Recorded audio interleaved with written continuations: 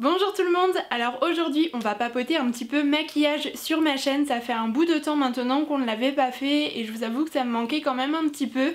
Je vais vous présenter la manière dont je réalise le maquillage que je porte actuellement. Donc c'est un maquillage avec un teint plutôt frais et naturel et puis un maquillage des yeux qui reste dans des teintes automnales mais assez simple à réaliser, vous allez le voir. Je réalise des maquillages qui sont relativement faciles, je me maquille un petit peu à ma manière, mais j'espère que ça va vous plaire. Donc bah écoutez, je vous laisse sans plus tarder découvrir les images. Alors tout d'abord je prépare ma peau à recevoir du maquillage, donc pour ça j'applique le soin de jour Nectar de Rose de Melvita. C'est vraiment une gamme emblématique dans la marque et en fait c'est une crème qui permet d'hydrater en profondeur grâce notamment à l'actif de rose et du coup il n'y a pas de perte d'eau car le soin est vraiment gorgé en eau. La texture est fluide, elle pénètre vraiment facilement dans la peau et je retrouve vraiment une vraie sensation de confort après avoir appliqué ce soin. J'ai la peau qui est douce et en plus de ça le parfum de rose est assez subtil, vraiment c'est un gros coup de cœur pour moi.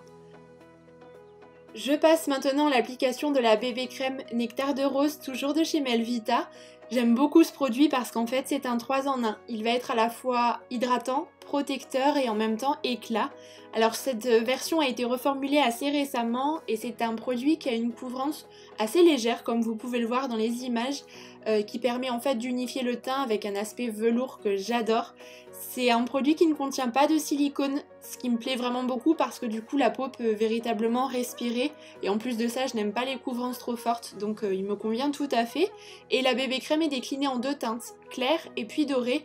Moi je possède la teinte dorée qui est vraiment adaptée à ma carnation actuelle. Bref, j'ai un gros coup de cœur pour ces produits et si jamais vous souhaitez vous faire plaisir, je vous propose un joli code promo de 15% de réduction qui est valable sur tout le site Melvita. Si jamais vous ne connaissez pas la marque, les produits sont certifiés bio et en plus de ça, ils sont fabriqués en France. Je poursuis avec une étape indispensable pour moi, c'est l'application de l'anti-cerne.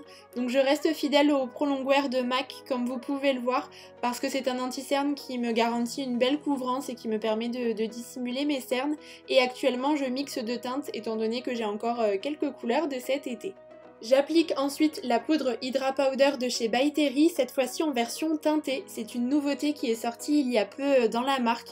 Alors pour moi c'est la meilleure poudre qui existe et que j'ai pu tester jusqu'alors. Elle va lisser le teint, flouter les pores et en même temps elle a une couvrance qui est assez légère. Elle permet en fait d'uniformiser le teint et combiné à la bébé crème ça fonctionne vraiment très bien. Et en plus de ça, elle me permet de garder une certaine matité. Donc je l'applique avec un gros pinceau et ensuite un pinceau plus précis pour d'autres zones. Je m'occupe maintenant de mes sourcils, donc tout d'abord à l'aide d'un goupillon je brosse la tête du sourcil vers le haut et ensuite je brosse le reste de manière classique. Alors à l'aide du crayon Precisely de Benefit, je viens combler et remplir un petit peu mes sourcils puisque je ne les trouve pas assez garnis. Donc je fais des petits à-coups, en fait des petits traits assez naturels quand même avec le crayon. J'aime bien que les sourcils soient plus définis mais pas trop marqués quand même.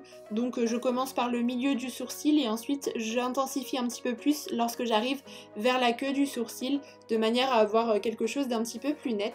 Et je brosse ensuite le sourcil pour fondre un petit peu plus la matière. Et pour fixer le tout, j'utilise le gel à sourcils de la même marque. Je termine maintenant mon teint, donc tout d'abord j'applique un bronzer assez neutre de chez Too Faced qui va me permettre de réchauffer un petit peu plus mon teint et de lui donner davantage un côté un petit peu hâlé. Ça me permet aussi de rattraper le décalage entre mon bronzage du corps et puis le teint qui est un petit peu plus clair. Donc j'en applique sur les tempes, un petit peu sur le nez et également dans le creux de mes joues. Maintenant je passe au blush, j'utilise en ce moment cette nouveauté de chez Clarins. Les blushs sont assez lumineux et en même temps ils donnent un côté bonne mine. J'aime beaucoup ce coloris qui reste tout de même assez naturel, notamment appliqué avec un pinceau dû aux fibres. Place au maquillage des yeux, donc tout d'abord l'étape essentielle c'est d'appliquer une base. Je me sers toujours du Pen Pot Soft Ocre de chez MAC parce qu'il me permet vraiment de faire tenir mes fards correctement et en même temps d'unifier ma paupière. Donc je l'applique sur la paupière mobile et immobile. Et en ce moment j'ai ressorti ma palette Naked Heat parce qu'elle a des couleurs assez chaudes et je trouve tout à fait automnale. Donc tout d'abord j'applique une couleur assez neutre sur l'ensemble de mes paupières mobiles et immobiles pour rendre un résultat un petit peu plus uniforme et en même temps faciliter l'estompage. Je prends ensuite cette teinte assez beige pour créer une ombre au niveau du creux de paupière. J'attrape ensuite une teinte un petit peu plus chaude avec le même pinceau, mais cette fois-ci pour marquer davantage le creux de paupière. J'aime bien procéder en 2 étapes parce que ça me permet d'y aller progressivement et éviter de me tromper. Cette fois-ci, j'utilise le fard Cayenne avec un pinceau précision pour marquer davantage le coin externe de mon œil. Donc je préfère bien tapoter et remettre du fard petit à petit pour avoir un résultat un petit peu plus fondu. Et évidemment, j'estompe à nouveau. Ensuite, je prends cette palette de chez Dior et notamment le fard doré qui se trouve en haut de la palette et je l'applique simplement sur ma paupière mobile. Ce sont des couleurs qui se mélangent bien entre elles. Je trouve que ces teintes orangées chaudes avec le doré, ça fonctionne très très bien. Je passe cette fois-ci au ras de cils inférieur, donc je reprends la couleur Cayenne mais cette fois-ci avec un pinceau beaucoup plus précis et plus fin pour apporter un petit peu de couleur sans fermer le regard non plus et je floute le tout avec un pinceau estompeur.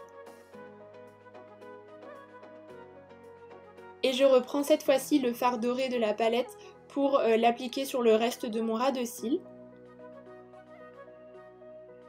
Et je termine par une pointe d'highlighter au niveau du coin interne de mon œil pour apporter davantage de lumière.